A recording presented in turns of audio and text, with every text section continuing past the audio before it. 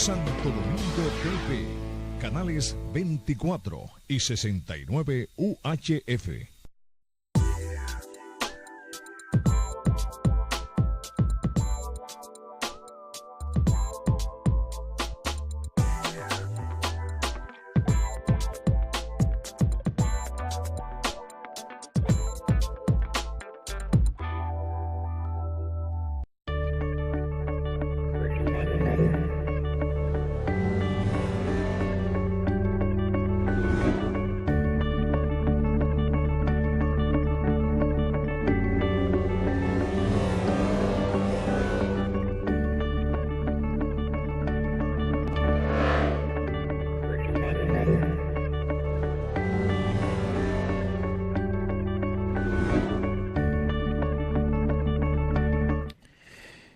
Hola, ¿qué tal? Y bienvenidos a una nueva entrega de Marco de Referencia, su marco analítico e informativo de cada día. Hoy, lunes 12 de septiembre de 1960, un día después, 15 años atrás, de aquel terrorífico atentado contra los Estados Unidos que cambió el mundo. A propósito, tenemos aquí información, imágenes, ¿verdad? Este domingo, a propósito, Estados Unidos conmemoró el aniversario del atentado del 11 de septiembre, el 15 aniversario, con actos solemnes en honor a las víctimas de los peores ataques terroristas en suelo norteamericano, que cambiaron el mundo para siempre, evidentemente. El acto se inició con un momento de silencio a la hora del primer impacto del avión contra la primera torre. Al minuto de respeto, el minuto de respeto se repite otras 5 veces, se repitieron, ¿verdad? Marcando el minuto del siguiente impacto, el desplome de cada torre, el atentado contra el Pentágono y la caída de un cuarto avión en Pensilvania. Todo el mundo sabe que la política migratoria y las medidas de seguridad se han extremado en los Estados Unidos luego de este atentado y que eso trajo como consecuencia una guerra entre el Medio Oriente y los Estados Unidos, especialmente contra los grupos fundamentalistas, como es el caso de Al Qaeda. Pero aquí está con nosotros la experta en temas internacionales, nuestra querida amiga Lucy Arraya. ¿Qué tal? Para hablar de este tema. Yo no sé mucho de esto, tengo que traer lo que saben de eso. Muchas gracias por la invitación, como siempre. Y este es un tema, pues ayer se conmemoraron 15 años de aquella tragedia de las Torres Gemelas en los Estados Unidos de América. Como comentabas, este hecho cambió todo lo que es la estructura de seguridad internacional a nivel de aeropuertos, a nivel de derechos humanos. O sea, esto dio un cambio que ha afectado evidentemente la comunidad internacional. Ahora bien, tras estos 15 años nos preguntamos todavía qué pasó realmente. Hay muchas preguntas al respecto y nos preguntamos, ¿hemos podido en estos 15 años erradicar el terrorismo? ¿Hemos ahora que está alcanzado difícil, a través de esta lucha tomando en consideración los últimos acontecimientos acaecidos en Europa, especialmente en Francia, claro, y en los propios Estados Unidos, más que erradicarlo, se ha incrementado? Sí, entonces tenemos una serie de riesgos globales ahora mismo que no solamente afectan a Estados Unidos, sino toda la comunidad internacional. Acaba de mencionar la Unión Europea, en América Latina. En Francia van como 2 o 3 atentados. Sí, no, Francia ha sido bien... Van 3 atentados, porque han puesto 2 bombas, si no me equivoco, pero también recuerda... Sí, la más fuerte fue la de noviembre del año pasado. Y también recuerda lo que pasó con el periódico. Sí, Charlie Hebdo, realmente que por ahí comenzó el tema. hay que hacer una revisión realmente sobre estos temas de seguridad, un análisis. Valgan estos 15 años para una reflexión por parte del gobierno de los Estados Unidos y del resto del mundo entero. Si realmente estamos aunando esfuerzos para combatir el terrorismo, que se está promoviendo a nivel internacional, porque en vez de reducirse, se está aumentando. Ahí tenemos el grupo del Estado Islámico. ¿Tú me entiendes? Que ese es un tema que ha causado realmente que este grupo surja, cuando se supone que cuando el presidente Barack Obama terminó con Osama Bin Laden, se pensó que ya se iba a terminar con este tema. Todo el mundo sabe que eso no iba a ser así. Eso fue un golpe, si se quiere, publicitario de Barack Obama. Pero se sabe que el grupo islámico no es una sola persona. Claro. Ese concepto ideológico marcado por la actividad terrorista no es una sola persona. Es todo un concepto, es todo un Estado, sí, donde se mueven países, intereses económicos y políticos poderosísimos con matices religiosos, que evidentemente no se va a destruir de una vez. La gran pregunta es si ciertamente la política que ha implementado Estados Unidos si ha sido la adecuada en el Medio Oriente para tratar de enfrentar a este Estado Islámico, a este pensamiento, digamos, político-religioso, este modelo teológico de hacer política fundamentalista. Si las medidas desde el punto de vista económico, político, diplomático, en todos los sentidos, de manera integral, ha sido efectiva en Estados Unidos por los resultados, uno tiende a pensar que han fracasado. Han fracasado. Y hay Pero mucha vamos a saludar a Lenin Martínez, que ya se integró al panel. Bueno, señores, gracias.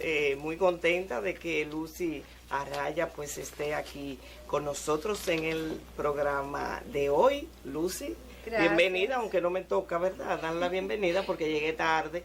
Pero bueno, como siempre, pues deseándoles a ese público que cada día está con marco de referencia, un feliz día, los buenos días y darle las gracias por estar con nosotros. Señores, el tema, oyéndolos a ustedes, ese tema internacional que, bueno, evidentemente debe preocuparnos a todos y lamentar en este ánimo de violencia en que está el mundo a nivel general y que tiene a todos pues preocupados y con una sensación de que ya no estamos seguros en ninguna parte. Correcto, es así, no estamos seguros. Y yo pienso también, y ya quizá poniendo un poco de filosofía en todo esto, que esos cambios y transformaciones deben iniciar desde la conciencia del hombre y de la mujer, porque la paz y la seguridad internacional salen de la conciencia del hombre, del accionar de cada hombre y de cada mujer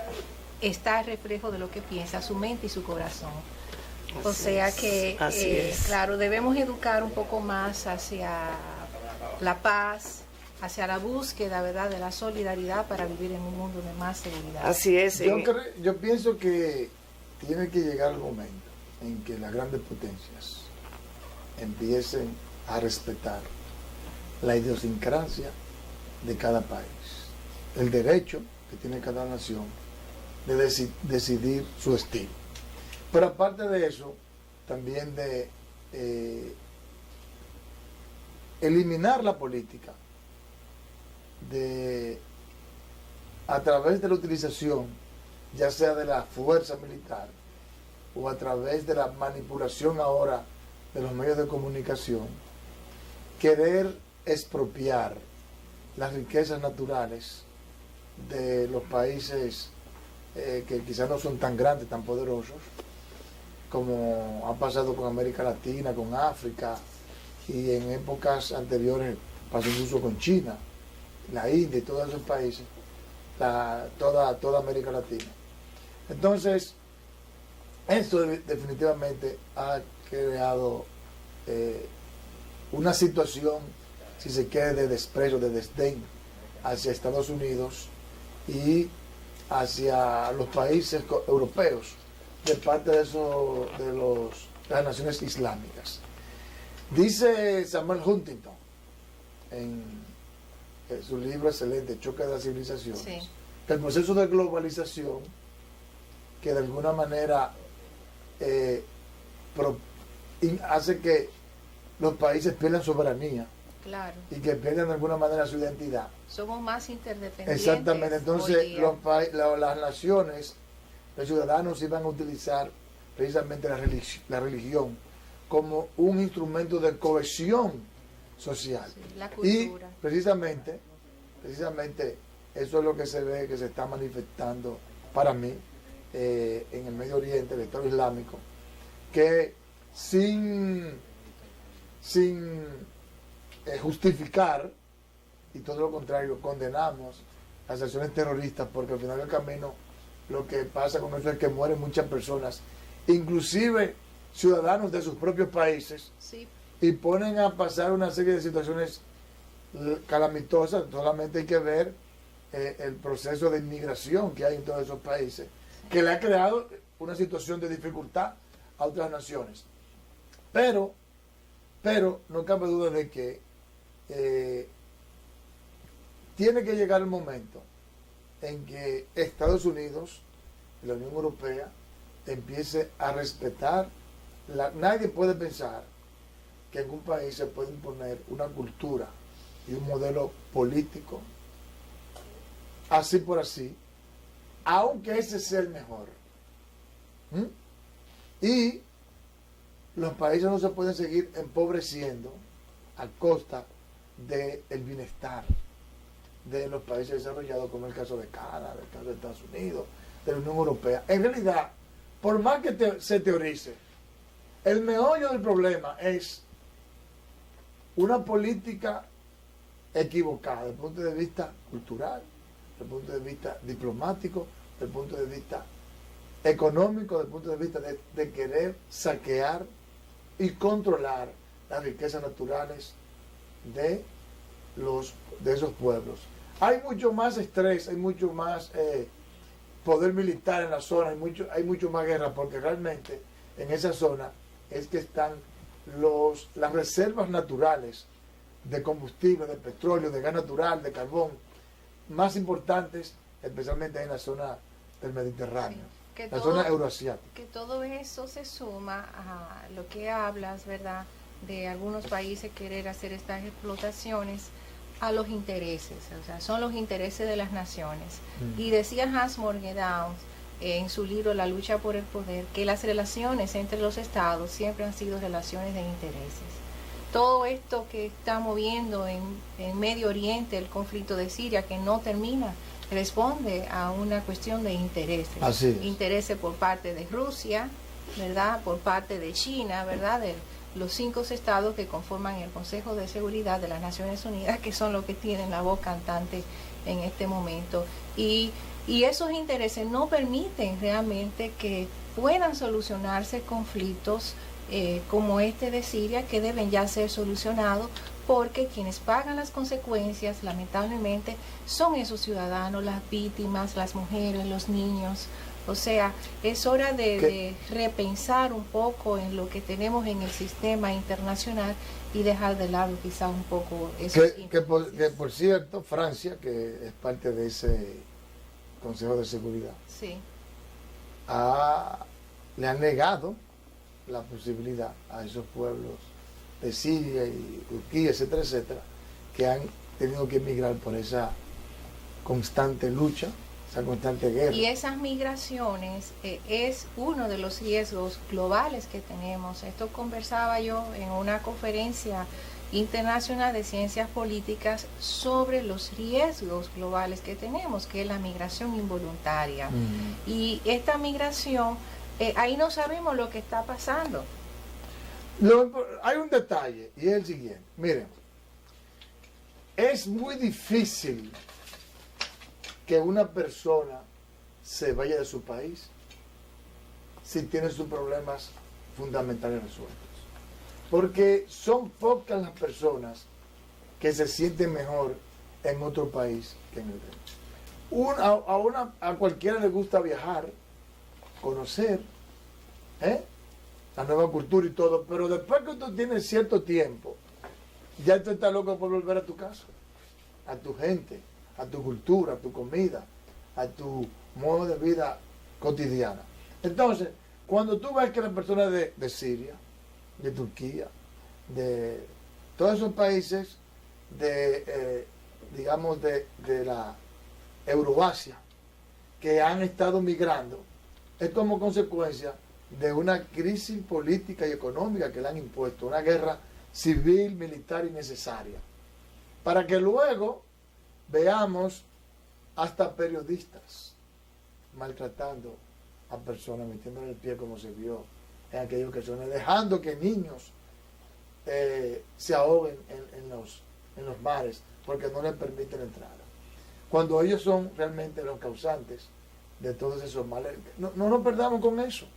Ellos son los causantes de todas esas iniquidades. Fíjense, por ejemplo, aquí la situación que estamos viviendo con Haití. Miren lo que pasó ahora mismo con el presidente de la Junta Central Electoral, que le quitaron su visa. ¿Por qué? Porque él ha cometido algún delito internacional. Lo pueden acusar de lavado de activos, de narcotraficante, de violador de los derechos humanos. No. Sencillamente, él respetó la Constitución de la República, la sentencia 168-13, y además no se dejó narigonear ni de la oposición, ni de la sociedad civil, ni del embajador de Estados Unidos en torno a lo que son sus designios particulares sobre el destino de nuestro país. Entonces, miren lo que está pasando, imponiendo, creando malestar, creando enfrentamientos. Evidentemente nosotros un paísito tercermundista, pequeñito, con pocos recursos, tenemos que manejar eso con cierta diplomacia y hasta ser un poquito más flexible de la cuenta, pero esos estados islámicos que tienen petróleo, que tienen gas, que tienen cuartos, que no saben qué hacer con él, que tienen para comprar armas, le arman el lío. Pero también hay que ver, Edmundo, el tema hacia lo interno de estos países, realmente, qué políticas están llevando estos países de la comunidad árabe contra su propia gente. Acuérdate que Siria ha venido con un régimen totalitario de hace muchos años. No, yo estoy de acuerdo. Y Libia también. Y Libia, o sea, son estados donde, por ejemplo, Gaddafi, que mantuvieron en la opresión a todo un pueblo. Mira, yo estoy de acuerdo contigo. Yo estoy de acuerdo contigo. Ahora bien, fíjate una cosa. Hay una ley universal de que cada país define su destino.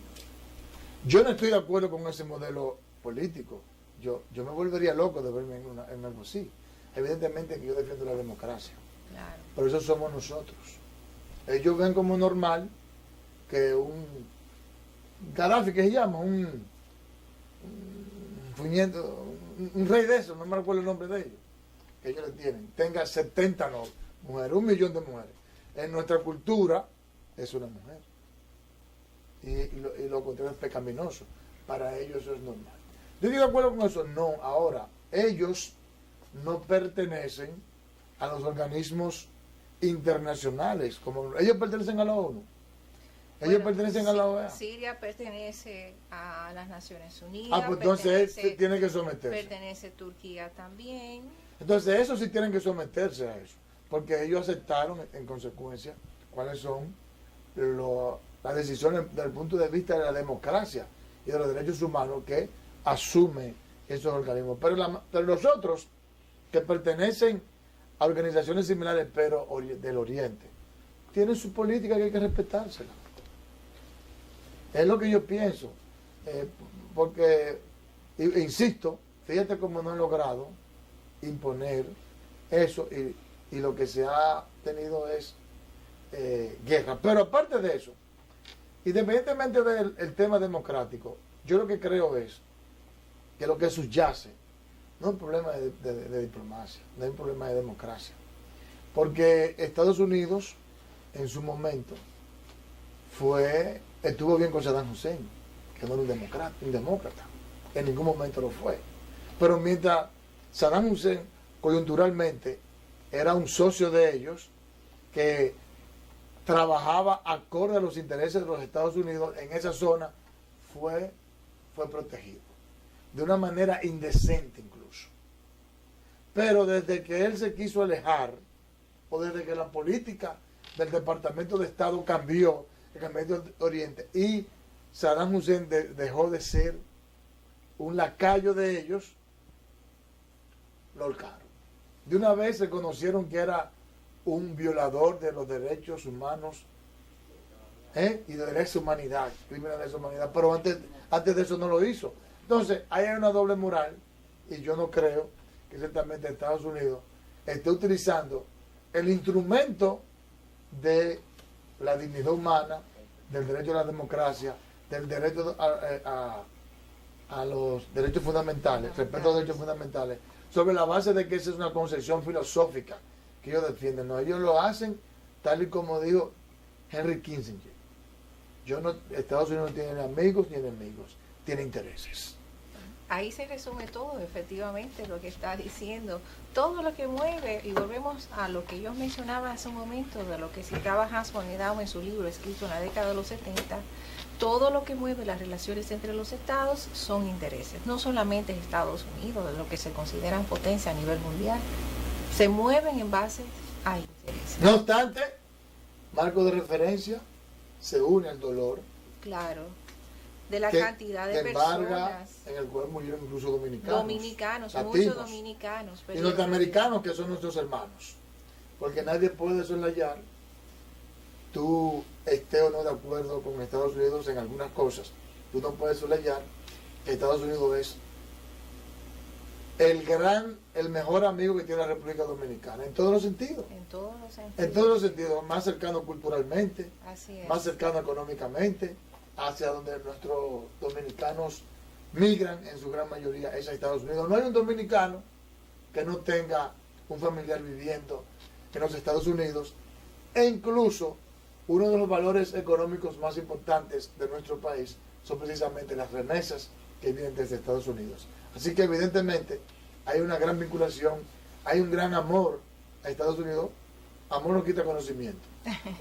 Solamente, bueno, pero sí nos unimos al dolor realmente de esas familias que perdieron esos seres queridos, de los dominicanos también que se nos fueron en esa tragedia. Así es. Y bueno, ojalá que eso sea paz a sus forma de encontrar la paz mundial. Y que no se vuelva esto a repetir. Ojalá que no. Bueno, nunca más. Vamos a una pausa entonces. Adelante.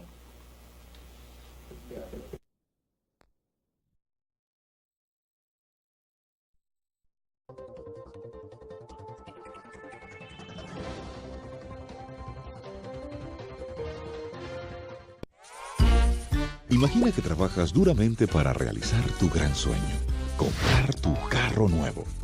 Sabes que necesitas hacer un gran esfuerzo para obtener los recursos necesarios para convertirlo en realidad.